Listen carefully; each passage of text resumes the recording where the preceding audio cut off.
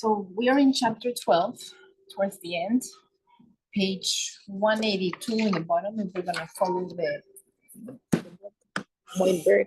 Okay, and so they're telling us how the Beinoni, he, when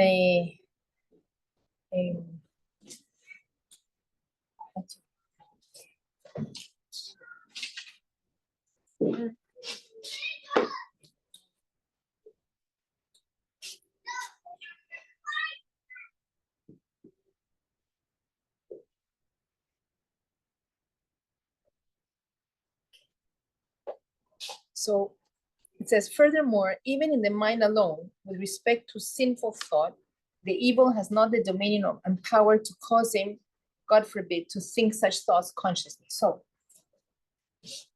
in the right part of the heart is the emotive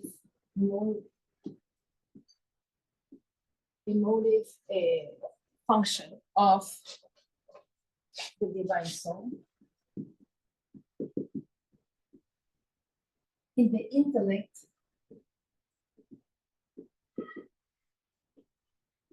it's the intellectual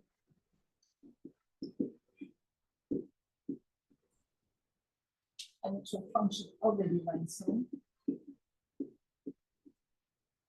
And in the left part of the heart is where the animal soul is housed.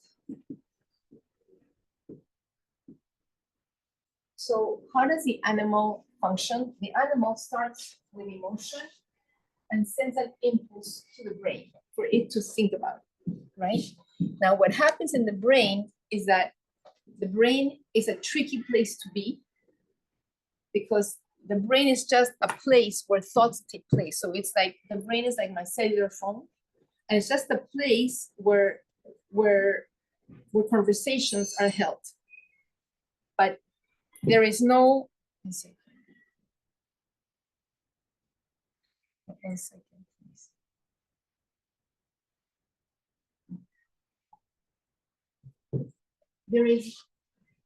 The brain is never going to be empty of thoughts.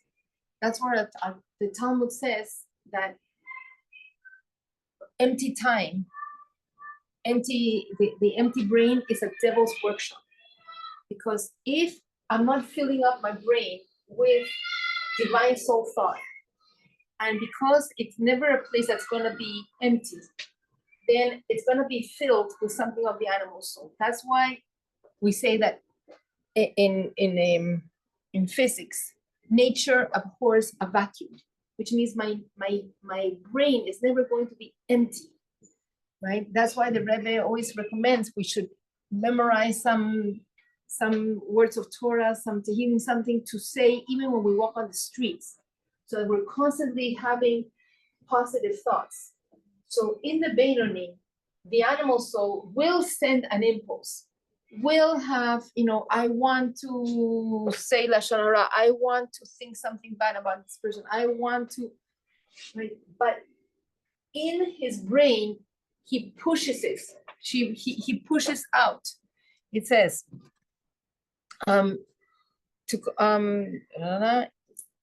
evil thoughts will occur to him involuntarily, which means the first impulse is not really considered thought, so they are involuntary because the evil in the heart craves evil. However, the evil does not have the final say on what he will let his mind accept willingly. So this is like a court. There's a court case being held in our mind every second, right? Where there is a millisecond where we have to think, am I going to accept this thought or not? Nowadays, I do that with my cell phone. Constantly, if I get a phone call, first I look at it and I think, do I know this number? Do I not know this number? Because if it's not a known number, I will not pick it up because it's probably telemarketing, right? So it's not like, oh, my phone rings, I have to answer it. Or we get even messages and emails. Just because somebody sent it to me doesn't mean I'm going to open it up. Doesn't mean I'm going to look at it. because there is a little judgment, even for a millisecond, that has to be. So this is what the Beinoni is so adept in. He really takes a millisecond to think, and then when he recognizes it, where it's coming from, right? Then he thrusts it aside, as it were, with both hands, and averts his mind from it. So he thrusts it, he pushes it away. He says, "You're coming from the animal soul. I'm not going to have you." So it's very interesting. Today I was listening, right, to some speakers talk about San Francisco and what's happening in that state, and how it's like it has gone downhill, and how the politicians that run San Francisco really, they defuncted the police, they let in all these vagrants, they loosened all the laws for law enforcement. It's and this just has given way to drug use, even in the streets, to rampant thievery. It's terrible what's happening. Businesses are running away, people are running away from that state, and the speaker was saying how I think Kamala Harris was governing or part of the judiciary in that state when all this was happening, and when you can recognize what a person is about, and then you say, "Oh my gosh, this thing is not a good thing. This thing is evil," right? Even though it can be dressed nicely, it's then we're gonna push it away. We're gonna reject it. We're gonna say, no, you're no good. So this is what the Beinoni is so adept in. Okay, so he thrusts it aside as with both hands, and averts his mind from it. So we see in this language, not only is there take away the negativity, he thrusts it aside with the evil, the animal impulse, he pushes it away, but it says, and he averts his mind from it. So he has to replace it with a positive.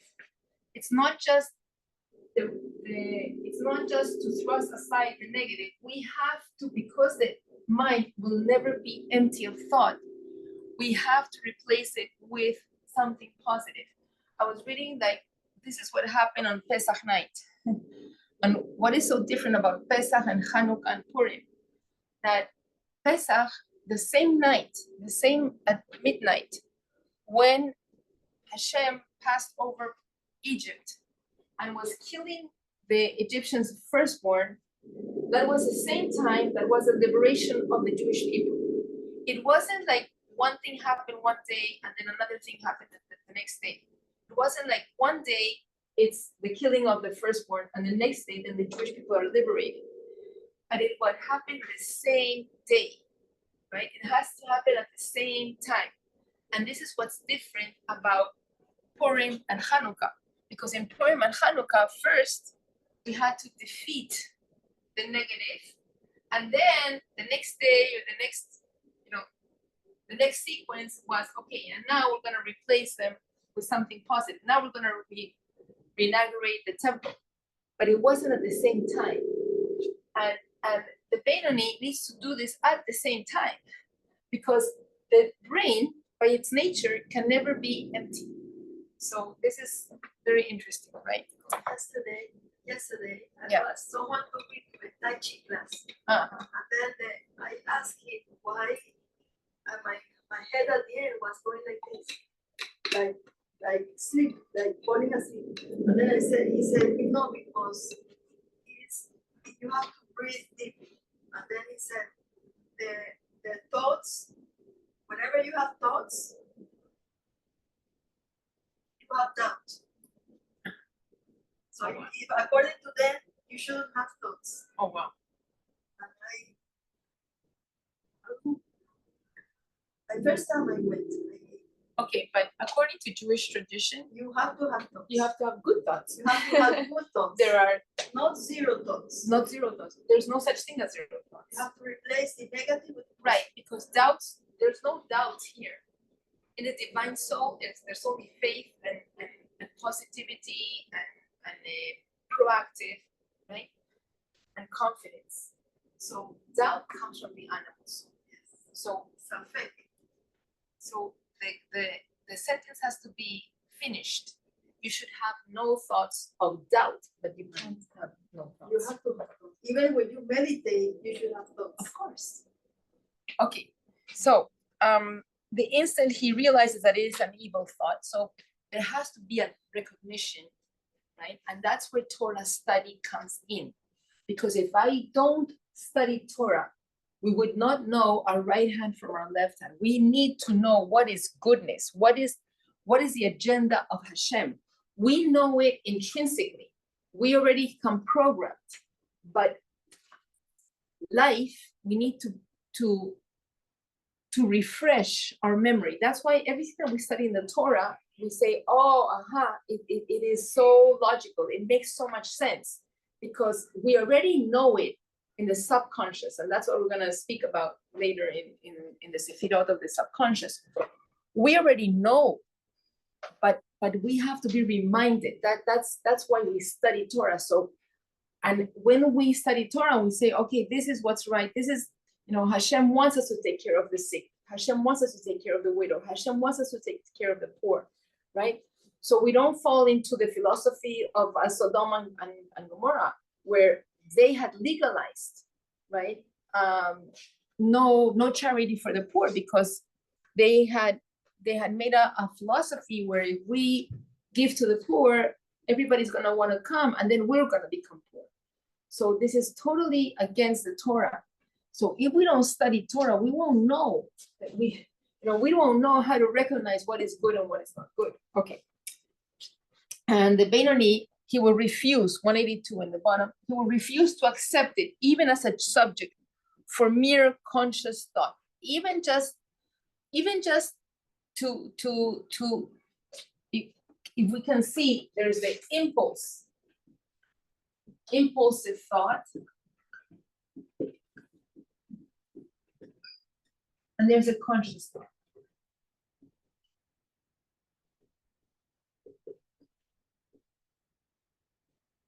So the Beinoni gets the first impulsive thought, and this is what is not considered thought, but he won't allow it to become conscious thought. Conscious thought is allowing my head to receive this impulsive thought and meditate on it. So, there's an expression, it's like a street expression, and it's called eye candy. And eye candy is like when a man is looking at a woman or a woman is looking at a man, and they know it's an improper thought, but you know what? It's just eye candy. It's just like candy for my eyes. I'm just allowing my thoughts to dwell in something that is of the prohibited, right? Well, the Beinoni won't allow himself. Why? Because we know conscious thought, then you're in very dangerous territory, and then it will become speech and action. So conscious thought, he won't allow his thought to be tainted by these improper thoughts. Okay. For he who willingly indulges in such thoughts is deemed a rasha at that moment. If we allow conscious thought to be conquered by the animal, then that is what is a rasha. Then he has to step out of being a Beinoni. That is off the derech. This is off his path. Okay, and that's why a person that allows their thoughts, and it could be thoughts of vengeance. It could be, it says don't hold a grudge in your heart. Depression. It's idolatry. Any of these thoughts, right? For that moment, the person steps out of being a Beinoni and is in the world of the rasha. Insecurity. Yeah. No confident, no bitachon. Yeah. and you know, that's why the Baal Shem Tov said, you are where your thoughts are, you know. And these spiritual terms, Rasha, Beinoni, you know, heaven, earth, Gehinnom, they're not geographical places. You know, it says in the story of Yitzhak, when he was blind and he was waiting for Esau to come with the stew to bless him. Yaakov came first, right? He was disguised as his brother. And when Yaakov comes and his father says, come give me a kiss, and he smells his son, he says, oh, my son smells like a garden of Eden, like a fresh garden. So what he smelled is that Yaakov, living the existence of a tzaddik, he was living Gan Eden. He was living paradise. And that's a person by your actions, right? By your thought, speech, and action, you are living a certain reality. So you can be living in heaven, in Gan Eden right now, like a tzaddik lives in Gan Eden, even in life. Or when Esau came in, then it says that Yitzhak, the father, trembled. Why did he tremble? Because Yitzhak, that was blind, he felt as soon as Esau came in that Gehinnom, the fires of hell were opened. So Esau came in, and his reality was one of evil, was one of Gehinnom. So a person lives by his actions in the different spiritual worlds. Okay. Okay. Well, the Beinoni is never wicked, even for a single moment. The Beinoni, as we see, is a person that is completely disciplined. He's a realist. He puts up the fight.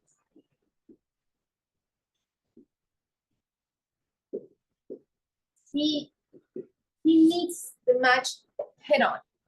So even for a single moment, he won't allow himself to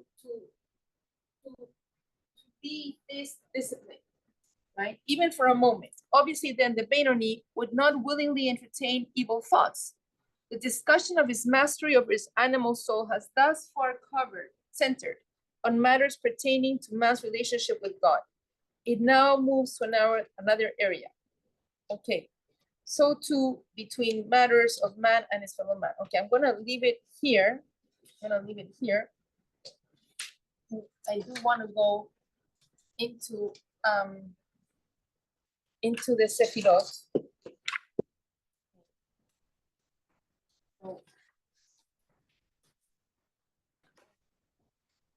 I left my Sefirot. Huh? No. I'm doing the this. No, I was doing the other Sefirot. Okay. All right. So we're gonna go into the Sefirot. And really, I think that the more you study Torah, it's like you're having more pieces of the puzzle. You know, that every area of Torah, no matter which one it is, Mishnah, whatever it is, it's you're getting more pieces of the puzzle, and you're all talking about practically the same thing, but from a different perspective. Yeah, it makes it more clear, right? So we've been talking about the Beinoni, how to control himself, right? And in the Sefirot, we have been talking about the Sefirot are the energies that Hashem gives us. Hashem is one. He wants to make a world of varied people, different perspectives, different abilities, and he divides his oneness into 10 channels, 10 energies. We all have the 10 Sefirot, just that Hashem has given us each a different proportion of them. Each one has a different combination of Sefirot, and that's what makes a person have different abilities. Okay. Now, it's very interesting because I see the world as a cruise ship. Like in a cruise ship, you have all kinds of people. You have from the person that sells you the tickets to the person that gives you the hand to come in to the cruise ship by the bridge, to the one that welcomes you into your room, to the one that makes up the room, to the one that puts a little flower on the table for dinner, to the one that is a cook and a server and the yoga teacher and the tour specialist and the entertainment and even the captain and the sailors. You have all kinds of different people in a cruise ship. And they're all important because the cruise ship experience would not be complete even if one of those workers were missing, right? As all of them make up the whole. So too in life, Hashem has made us all different because we have a different mission, each one of us, to fulfill. And each person has been given exactly what they need to fulfill their mission. And those are the Sefirot. The Sefirot are the energies. And the Torah calls us Tzivas Hashem. We are the army of Hashem. And when we send a soldier to the front lines to war, a soldier is given the training, the uniform, the ammunition, the tanks, everything that is suited for that particular mission. If they're going to a desert, that's perfect for the desert. And if they're going to an icy, cold place, they're given equipment for that. So the Sefirot are just that. Hashem has endowed us with everything that we need to fulfill our mission. Okay, so we have already talked about the 10 conscious Sefirot. There's 3 intellectual and 7 emotional. All my classes are recorded. You can look at them if you like. But now this term, this semester, I'm studying from a book. I'm sorry, I left it at home. I'm studying it from last night. And it was talking about the subconscious Sefirot. And in this subconscious Sefirot, the author states that, as I mentioned right before, we already know what we need to do, but it's in a very subconscious state. So in this particular class that we're going to speak today, he was talking about, he calls this person, calls it Mike. That's the name of my husband, but this is what the author calls him. So Mike is the person, he's a type A personality. He has tremendous intellect, he has tremendous abilities, he has tremendous knowledge about many different areas. He has a lot of curiosity about many different things. He likes politics, he likes math, he likes art, he excels at sports. He has many different drives, and he goes to university and he studies politics. And then in the university, then he finds that, because he has a lot of friends, he's very friendly, he's very engaging with people, but he also gets into sports and university, and the time that the sports demands of him, because he's playing it professionally, takes away from his studies, so he's not getting the grades that he wants, right? But then he thinks that maybe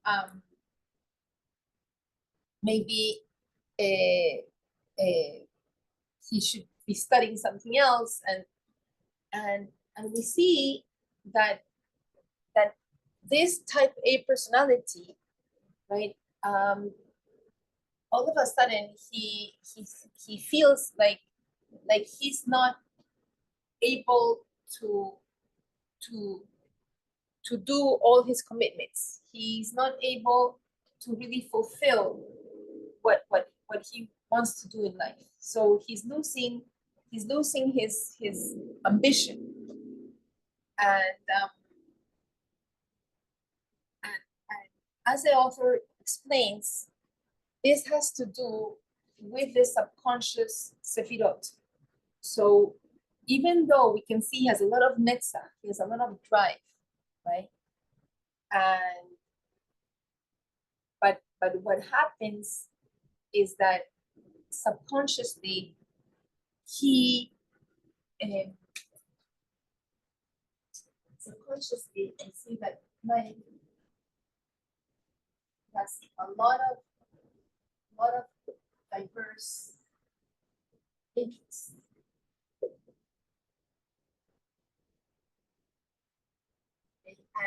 And he's feeling like if I do one thing, it's taken away from the other. So, then I'm not doing anything right. And so he says that in the subconscious, there is a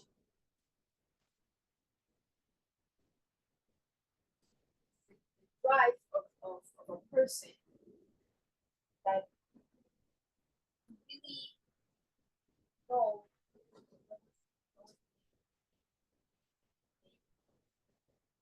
something wrong to have. Huh?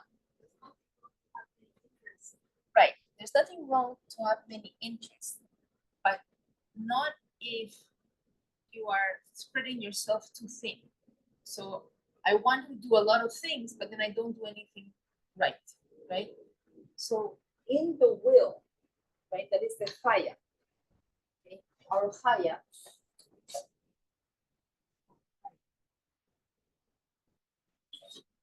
the will is not inside a person. The will is part of the subconscious, right? And what is the will? So in the morning, when the alarm rings, I know I have to get out of bed, but intellectually, I think I didn't sleep enough hours. Maybe I should, if I sleep a little more, I'll have a more productive day. So intellectually, I don't want to get up. Right? Emotive, from the emotion, it feels good to be under the covers. Right? And from my instinct is I don't want to get up. I just want to stay protected here. Why do we get up? Because there's the will, like a soldier. Like there's a part of us that is higher than the intellect. Right? Our intellect is not the highest part of the person. There's something in the soul powers that is called the chaya, and that's like a soldier. And from the soldier, there we say, you know what? It's my duty. It's 6 o'clock or 7 o'clock in the morning. It is the correct time that I need to get up. Right? And that's why what pulls us even higher than an emotion and our instinct. So in the will, in the subconscious will, okay, there are many different categories. And so he says,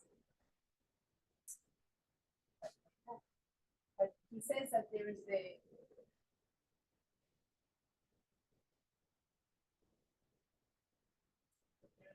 intellectual will,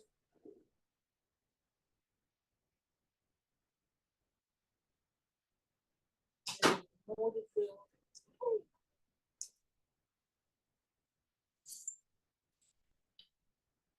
motive will, and how we have to understand that from the subconscious, we have to get in touch with what is it. ¿Tú tienes lo que escribimos ayer en clase? ¿Me lo puedes dar? Porque se me quedó mi... Sí, porque hice apuntes, pero... A ver si lo puedo leer. Ah, a ver si... Yeah, I don't want to say it in a wrong way. Oh, wow, okay, neat.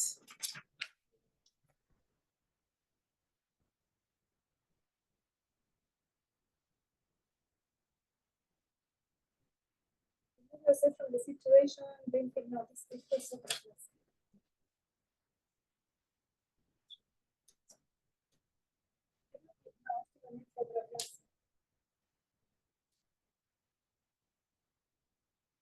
Este. Este. Porque no tengo otro papel, pero tengo uno separado, pero no lo. Esta es.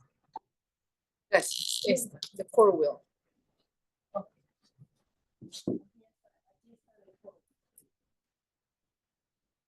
The four wheel, and this is my identity.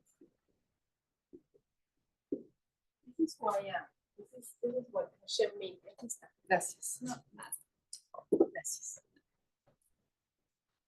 And the core will is what in the intellectual will in the moment. Here is gonna be positive and negative. And then this is what I'm going to actually do.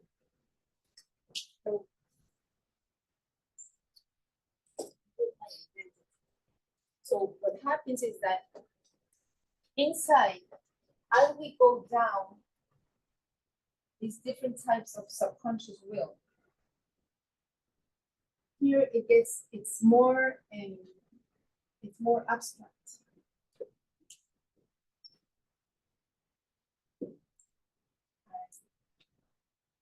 Here now it becomes more defined. Huh? That's on. But what happens is that the author says, what's going on with Mike?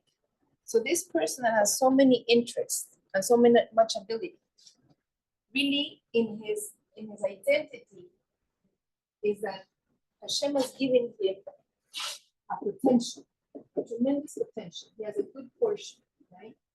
But in the core will, what is driving him, right? What is driving him is really curiosity.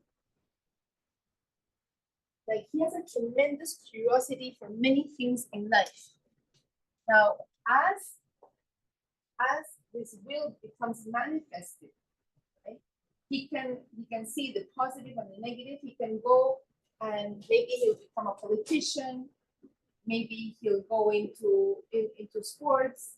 Maybe he'll go into art or whatever it is. And these are different areas. But what happens is that from here down, what has happened is that why has he lost? Right? There's a loss. There's a loss of a drive. There's a loss of excitement.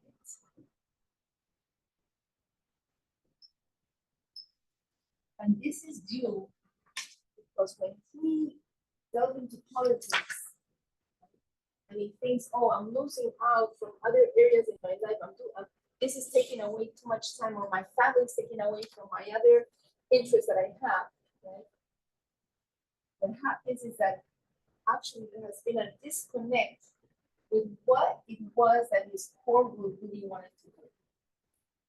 So maybe what we have to do is remember, what is it that really drives me? Because maybe for a person like Mike, maybe it's not politics. Maybe he needs to become a reporter, maybe a reporter of science. Maybe that way he's going to be chasing new discoveries and engaging with people and talking to people and writing an article. So he'll engage his part that is social and his part that is intellectual and his part that is, and this curiosity will constantly be motivated, and he'll remain fresh, right? But the author gives another example. He gives an example of a baby. Right? A baby, his potential is to thrive, to grow, to become a viable human being, right? So the core will is to live. Right? That's what a baby wants. That's intrinsically. This is what it's the whole person. It wants to survive. It wants to live. So in order to live, The intellectual will says, okay, what do I need to live? I need to eat. I need clothing. I need shelter. Right? I need love. All the things that I need.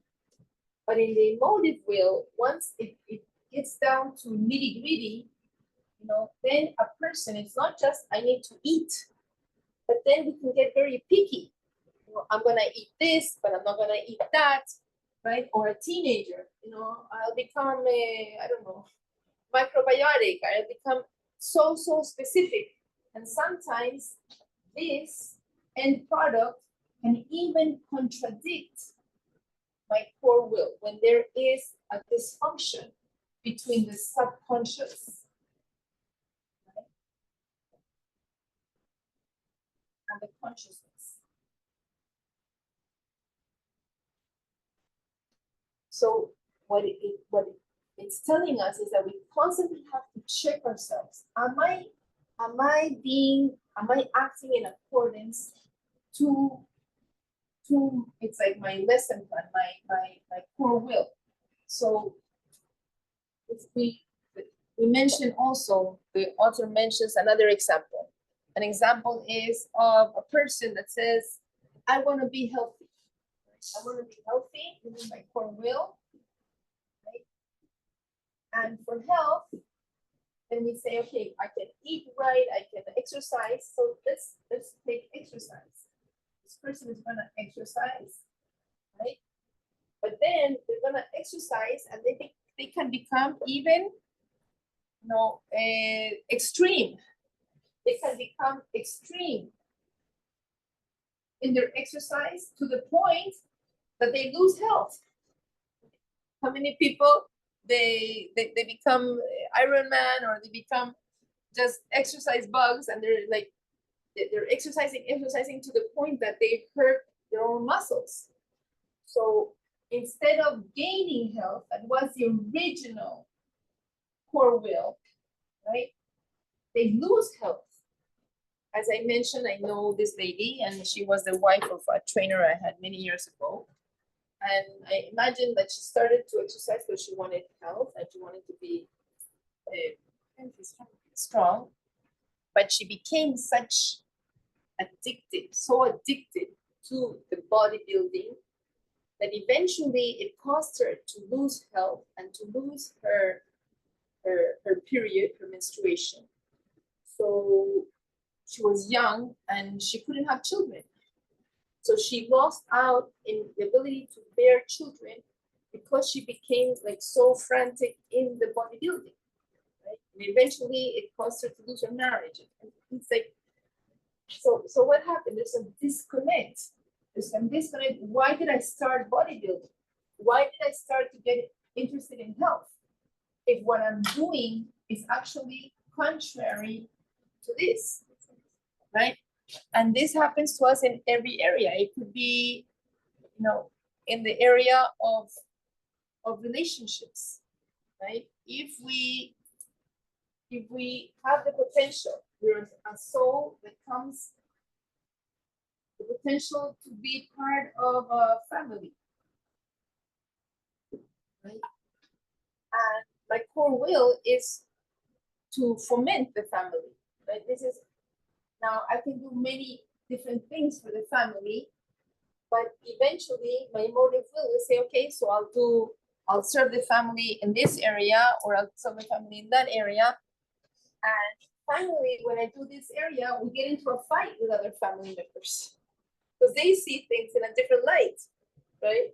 So, we're gonna get into a fight because you serve the family in one way and I serve the family another way, right?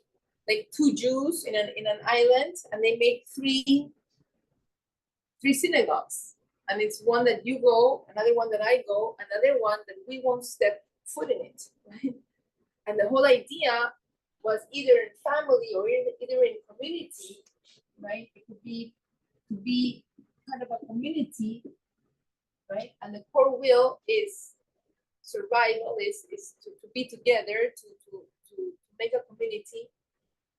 But because the intellect will tell us there's different ways of serving the community, there's different politics that we could also be in politics. And then the way that I'm serving the community, I don't get along with the way that you're serving the community. And then there's ruptures in the system. What is happening is that there is a disconnect. So maybe we have to, when we're here, we have to check back. Wait a second, what was my initial drive, right? It was to have a family. So if I'm not, what I'm doing is I'm not getting along with the family members, maybe I have to see it in a different light. And I'm telling you something, I taught this class yesterday, right? And it really made me think. And it made me reevaluate, because that's what it's about. It's maybe we have to go back to a step before, and we say, maybe I have to check what I'm doing, and maybe I have to reevaluate, or maybe I have to see, and just look at it from a different perspective. Because if I'm seeing what you're doing as an aggression to me, then I'm losing really my mission statement. Because we all want to be part of the community, we all want to be family, even if you're serving it in one way and me in another, right? But this happens in all different levels. It happens between us and ourselves. It happens between us and our relationships. It could happen in a business relationship, right? The business is, the potential is to be successful, right? The core will is to make the best product and give people a service.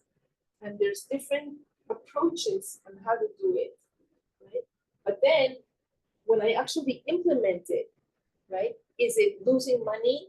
Is it making a defective product? Is it not giving people the service that I wanted, right?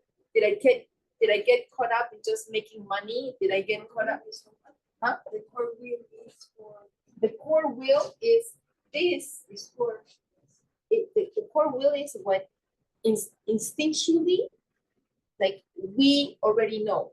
The author goes to so far to say, like, even a person, when they're gonna design a house, it says that in the core will, they already know what house they want. They already have an impression in their soul, this is a Jewish book, of Chassidut, of what they want. That's why it also says, there's an opinion that nobody asks a question that they don't know the answer to.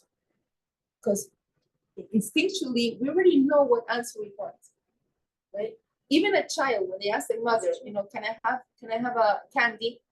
And instinctually, they know, they even when the mother says no, the child, he's looking for boundaries.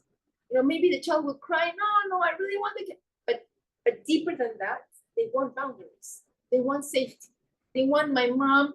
I want my mom to care about me enough, even to discipline me, right?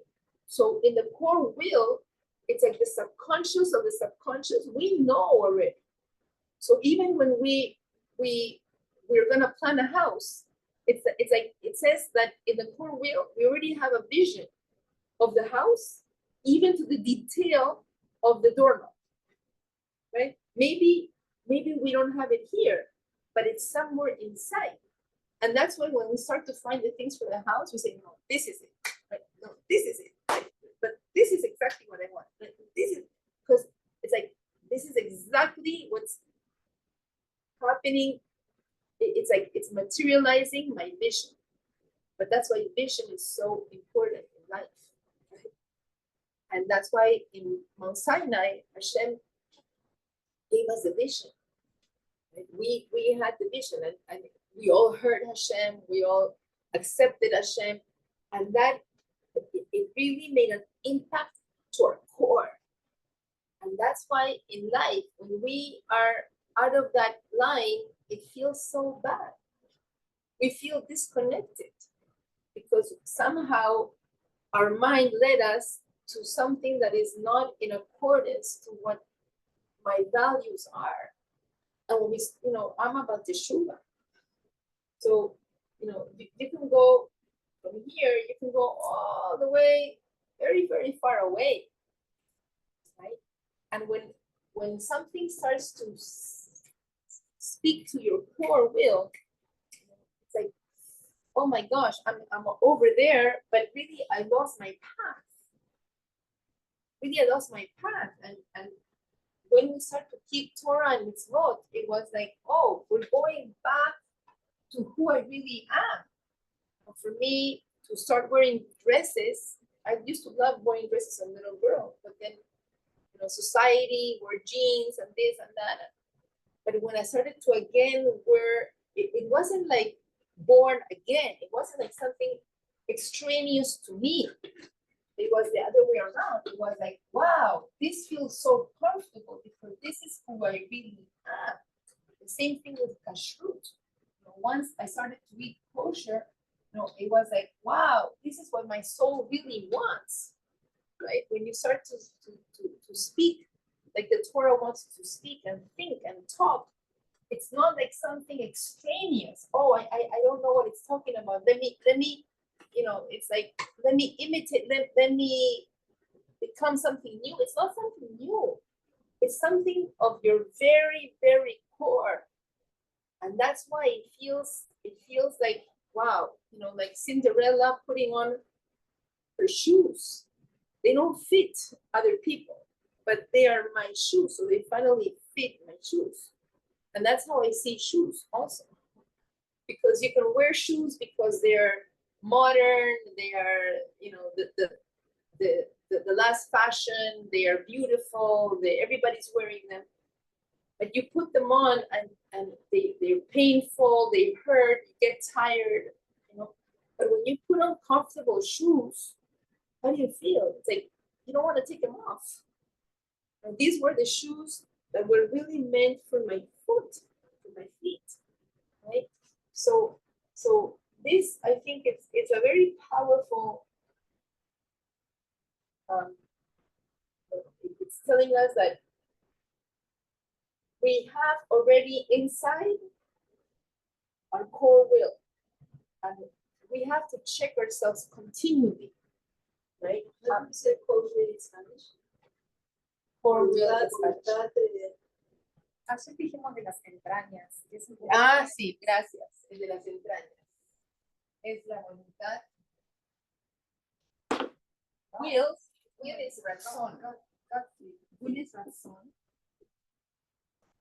No, también puede ser voluntad. Ajá. Es como en inglés dicen gut feeling, ¿no? Right. Right. Well, don't you have a gut feeling? Yes. Yeah, you have a gut feeling and something feels right or something feels wrong in your gut. Pero después, intelectualmente, people te pueden marear. Uno se puede marear. Pero in your gut, you know, wait, something is off here. Something feels good here, right? In your gut, you know, something feels good. Muchas veces, and it's very interesting, when you can feel this and you allow, when you allow yourself to be guided by this, it's so incredible. Like there are moments in life, you know, when you feel this is something I have to do. You know, I have to, like, could be go visit somebody in the hospital. You say, no, I don't have time, you know, I don't like hospitals. But there's something that's driving you. You know, this is what I have to do, right? And there's moments in times when you allow yourself, this is my potential. I know I can do it, right? This is what Hashem wants. But when you allow yourself to be guided sometimes by that core will, and all of a sudden you find yourself, wow, this was exactly what I had to do at this moment. You know, I see life, okay? You see, every product today has a code bar, right? Has a code bar. And this is a barcode. So I always say a barcode. So what is the barcode for? Because when you go to the checkout counter of so the computer is going to read this barcode and it's going to identify this is this is the product, and you're gonna get charged for whatever this item is, right? So the barcode is made up of, just little bars, but with a combination of these bars, okay, they can make different codes for different products. Our soul has a barcode, okay? That is our Jewish name. Our Jewish name is made up of 22 Hebrew letters. That's it. Okay. So that Hebrew name that's made up of the 22 letters, that is the barcode for our soul. Okay. That's how we communicate with God. That's how this is our via our way of communication with God, and how God communicates with us through our Jewish name. That's why when a person is sick, what do they do with their Jewish name? They change it, because not enough health is coming, not enough blessing is coming through that name. So they either have to add another name or change the name, right? Because that's the Jewish name is the way of transfer from inside to out and outside to in. Okay. Now, not only my name, but time has a barcode. Every second of time has a different barcode. That's why there's a different. The sun is in a different place. There's a different feeling. There's a different energy in the world for every single moment of the day. Okay, so time has a barcode. My name has a barcode. Place has a barcode. Makom, where I am. If I am by the Kotel in Israel, it's a different place, Holy Land, than if I am here in Bal Harbor. And if I am here in Bal Harbor in the synagogue, it's a different feeling than if I am in Bal Harbor a block from here where there is the beach, because every place has a barcode. Okay, so it's to find you. Huh? It's to find you. It's the barcode to find you. To find you? No, to find you can. They can find you. They can find you. Oh, sure. Okay, but so the person has a barcode. Okay. The time has a barcode. And a barcode. The place has a barcode. Which place in the map you are. But also, Hashem has a mission for me. This God has a mission for a person. And each mission has a different barcode. And then my soul. Okay? So my soul, this is my core will. My core will, this is the barcode of my soul, or my identity, if you want. What interests you? What interests me, but what is it that, what I am made out of, okay? Each moment, there's a different mission from God, okay? Just like we know in the story of Purim, when Mordechai told Esther, now is the time that you have to reveal that you're a Jewess and go to King Ahasuerus and say that you're a Jew and plead for your people. Okay, now is the moment to do it. Now, she reasoned, wait, that I can use a different time. I'm in the right place, which is the castle, right? I am the right person, but this time is not the right time yet, right? And what does Mordechai tell her? If you don't go right now, you and your father's house will die, which means, who knows? And he says, who knows? Maybe it's only for this moment in time that you became queen. But if you refuse to do it, Hashem can send salvation from a different source, but you and your father's house will die, which means this is the mission. Hashem has told you right now, this is the mission for your soul. You are the person in the right time, in the right place to go and save the Jewish people right now. This is because when all of these line up, it's jackpot. You've seen a jackpot, right? Yes. All the cherries will line up, right? All the cherries at the same time, right? All the cherries line up. Okay. When all these barcodes line up, Place, time, soul, and the mission, and mission. okay? So when all of these line up, it's a jackpot. When all of these line up, how do I feel? I feel there's nowhere else I have to be. This is exactly what I have to do. Okay? But this is talking about my conscious self and my subconscious self.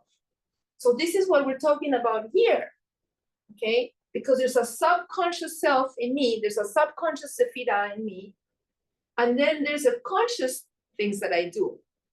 And when there is a disconnect, it's because I am missing one of these. I am not being in touch with the right barcode. Either I'm not the person for it, either the time is not right, either the place is not right, or even maybe that's not my soul's mission. Maybe I think I'm one person, but that's not who I am. Could you give an example or a concrete example? Okay. So a concrete example I gave with Esther. Okay. A concrete example is when I told you I felt like I had to go visit this person in the hospital. So it changes every day. Every second it changes. So it's not permanent. It's not permanent. No, because your soul, yes, your soul is, right? And this is who you, yeah, this is, but also we change every second also. So I'm not the it same doesn't person I stay was the 5 same. minutes ago. It doesn't stay the same. It doesn't stay the same, but Okay. there's new barcodes every second. Okay. Now Okay. I understand. It's like, just like time changes. Okay. That's why we have a I clock. thought it is permanent to your life. No, Okay. no. Okay. And missions can change every second. Okay. Missions change every second. And that's why they told Esther, this is your mission right now. Look, once I was in France, I was in Paris, and I saw there was a restaurant. It was not kosher, I couldn't go in, but there was a restaurant it was like a sushi place, okay? And the sushi place, there was the person that made the sushi, and he was in a semicircular table around him, and then there was a conveyor belt. So he would make a sushi and he would put it in the conveyor belt, and the people were sitting around that semicircular table. And so what happened? They had to take off whichever sushi they wanted. They had to take it off the conveyor belt, and if not, it left them. Then it was too bad. It was gone. Right? It was very interesting. That's life. That's life. The time is now. So like the mission, Hashem gives it to you. Yeah. Number one. You feel it in your core. What? You feel it in your core. No? Okay. And yeah, you're gonna feel So it. you feel what you have to do. But it's a very subconscious, so you have to be in tune. Yeah. And then there's your soul. Your soul. What are you capable of? Okay. What are you capable of? And what does Hashem expect of you? Right? This is you. Okay. Yes. This is the time. The time is is today, now. Right now. Yes. Okay. In 5 Okay. Friday night. Let's give an example. Friday night. I don't know what time candle lighting is gonna be this week. Maybe 7:58. Okay. 7:50. Okay. Friday night. I don't know if it's 7:58. The place is where we're gonna light your candles, right? This is you, right? Your soul. Yes. That's what it was created for. And this is your mission. Hashem says, this is You the have to mission. light the candles. Yes. You have to light the candles now. Yes. Now, when all of these line up, jackpot, So what do you have feel? You have many jackpots in the day. Right. And what do you feel the moment you're lighting candle? What do you feel? What do you feel? What do you feel in that moment? Happy, beautiful, Electricity. light. Yes. Because it's the jackpot. Because And it's, you have light. You have light. yes, because you are, this is aligned. All of these are aligned. There's no disconnect. Okay. We feel bad when there is a disconnect. Oh, it was Friday, but there was a big sale in Bloomingdale's. I didn't light my children's candles. I went to Bloomingdale's because you know what? Fine, go do it. But you missed this. You missed this. And then I'm gonna say, oh, I feel so empty. Life has no meaning. Every day is the same. Yeah, because I'm not focusing on this. And when I don't focus on this, life gets without nutrients. I lose. Now I have to go to the therapist and the psychologist and the psychiatrist and give me some pills in order to bring me up to have a false high, because life is not exciting. This is exciting. So it's mission, soul, time, and place. Yeah. It's when something good happens to you and you're so happy and says like, Yeah. I was at the right time at Yeah, the right place. yeah, It's that yeah, feeling. Okay. In anything, Yeah. as she said, in a setting, the This supermarket, or is more technical way, and this is more practical. It's the Right. day-to-day. But because sometimes we can actually feel the core will. We can actually, it's pulling me. It's pulling me. It's saying to me, I need to be with, did it ever happen to you? I have to call this friend and say, oh, I just needed to talk to you. I'm like right now, this is what I need. But I didn't, I felt I had to talk, or you had to go help somebody, or you had to take a trip somewhere and you don't know why you went, but oh my God, this is exactly what I know why I came here, right? I had to be here, right? So this is what we're talking about. The core will knows inside of you. We know this, but what's so hard for us is that there's so much happening in the world. Why do we close our eyes when we say Shema? We close our eyes because the world is distracting, right? So we close our eyes and we go, no, Shema Israel, right? Hear, O Israel, Hashem Elokeinu, Hashem Echad, God transcending. And God here in nature is one. There's no disconnect, right? There's no disconnect. When we are fulfilling our mission. Yeah, go ahead. The very example for me, for example, every Friday when you light the candle, you don't feel the same. Because sometimes you're rushing time, you light the candle so fast, but sometimes you pray and you feel like you finish crying. How beautiful. Yeah, and so every Friday is not the same. Yeah. Depends how you are living that moment. Okay. Yeah. Okay. Because it's something incredible. It's easy. But the moment that you light the candles, you feel I don't have to be anywhere else. And then maybe a second later, I have to take out the chicken from the oven. I have to set the table. I have to do this. I have to do that. But in that moment, it's like, this was the whole, there's nowhere else I have to be. And what is a disconnect to us is when we're here, but we feel I have to be somewhere else. And that's the original story that we told of this A personality person, Mike, that he is doing, but he feels, oh, I'm not doing enough because maybe I should be doing somewhere else. I should be doing something else. I have the ability to do something else. So, I don't know where I have to be. And that's horrible for the soul. That's horrible for a person.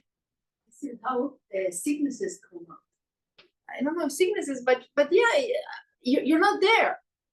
This is like, I'm here all the time. This is called focus. Focus, mindfulness, if you want it. But focus. mindfulness here is like mindful in a very deep right? Deep to the soul, to the core. This is who I am. This is what I was meant to be. Right now, right here. Nothing else I have to do. Okay? Ta-da!